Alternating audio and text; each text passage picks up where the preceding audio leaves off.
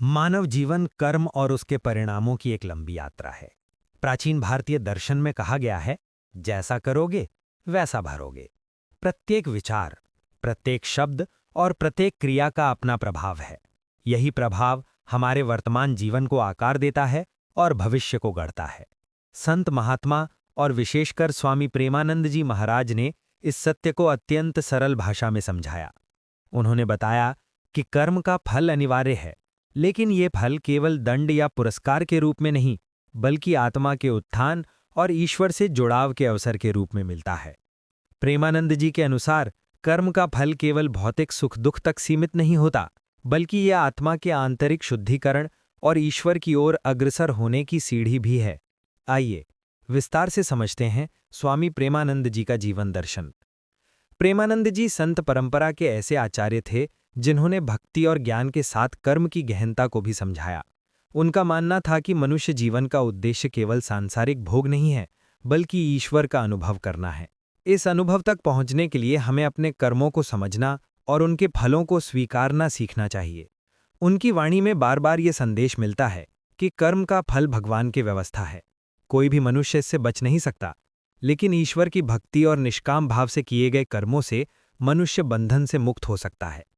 Number 2, कर्म सिद्धांत की आधारशिला। भारतीय दर्शन में कर्म को 3 भागों में विभाजित किया गया है। संचित कर्म, अनेक जन्मों के संचित कार्य जिनका फल अभी बाकी है। प्रारब्ध कर्म, वे कर्म जिनका फल हमें इस जन्म में भोगना ही पड़ता है। क्रियमाण या वर्तमान कर्म, जो हम अभी कर रहे हैं और जिनसे भविष्य का निर्माण होगा। प्रेमानंद जी बताते हैं कि प्रारब्ध कर्म को कोई बदल नहीं सकता। ये उस तीर के समान है जो धनुष से निकल चुका है, लेकिन वर्तमान कर्म पर हमारा नियंत्रण है और यही हमारे भविष्य को गढ़ता है। कर्म फल का नियम, प्रेमानंद जी समझाते हैं कि ईश्वर ने संसार को एक दिव्य व्यवस्था के आधार पर रचा है। ये व्यवस्था है कर्म फल न्याय। यदि हम सत्कर्म करते हैं तो हमें सुख, शांति, सम्मान और ईश्वर की कृपा मिलती है। यदि हम दुष्कर्म करते हैं तो दुख, अशांति, रोग और अपमान भोगना पड़ता है। लेकिन इसका समय और तरीका अलग अलग हो सकता है। कभी कर्म का फल तुरंत मिलता है, कभी देर से और कभी अगले जन्म तक खिंच जाता है। उन्होंने एक उपमा दी, जैसे बीज बोने पर तुरंत पेड़ नहीं उगता, वैसे ही कर्म भी समय लेकर फल देते हैं।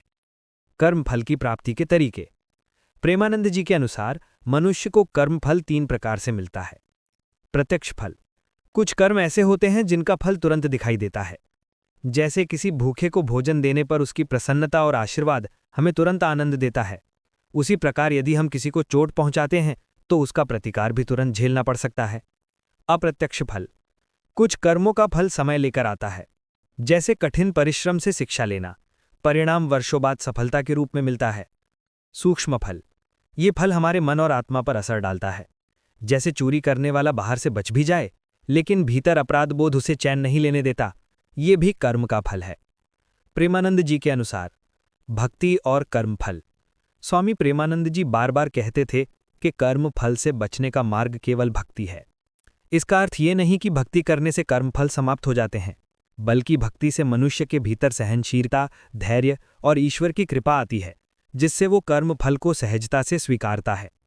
निष्काम भक्ति, जब हम केवल भगवान को पाने के लिए भक्ति करते हैं तो कर्म फल का बंधन कमजोर हो जाता है। नाम स्मरण, प्रेमानंद जी कहते थे कि ईश्वर के नाम का जप आत्मा को इतना शक्तिशाली बना देता है कि कर्म फल का असर कठोर नहीं रह जाता। दुख और सुख दोनों कर्म फल हैं। प्रेमानंद जी के अनुसार मनुष्य प्राय दुख को कर्म फल मानता है और सुख को भूल जाता है, लेकिन दोनों ही कर्म फल हैं। सुख पिछले सत्कर्मों का फल है, दुख पिछले दुष्कर्मों का परिणाम है। उन्होंने कहा, जो जैसा बोता है वही वैसा काटता है। लेकिन भक्त ये समझता है कि ये सब भगवान की योजना है, इसलिए सुख में अहंकार और दुख में निराशा नहीं करता। कर्म और नियति, लोग अक्सर पूछते हैं, यदि सब कर्मफल के अनुसार है तो प्रयास क्यों करें? प्रेमानंद जी इसका उत्तर देते हैं, प्रारब्ध तो निश्चित है, लेकिन वर्तमान कर्म से हम अपने भविष्य को बदल सकते हैं। भक्ति और सत्कर्म से हम बुरे फल की तीव्रता को कम कर सकते हैं। प्रयास ही मनुष्य का धर्म है। उदाहरणों द्वारा कर्मफल, प्रेमानंद जी ने अनेक कथाओं के माध्यम से कर्मफल को समझाया। राजा और संत की कथा, एक राजा ने अभिमानवश एक संत का अपमान किया। कुछ समय बाद उसका राज्य संकट में आ गया और उसे अपमान झेलना पड़ा। संत ने कहा, यह तुम्हारे कर्म का परिणाम है। किसान की कथा। एक किसान ने वर्षों तक ईमानदारी से खेती की और कठिन समय में भी हार नहीं मानी। धीरे धीरे उसके खेत लहलहाने लगे और परिवार समृद्ध हुआ। ये भी कर्मफल था। कर्मफल और आत्मा का उत्थान। प्रेमानंद जी का मानना था कि कर्मफल आत्मा को आगे बढ़ाने का साधन है।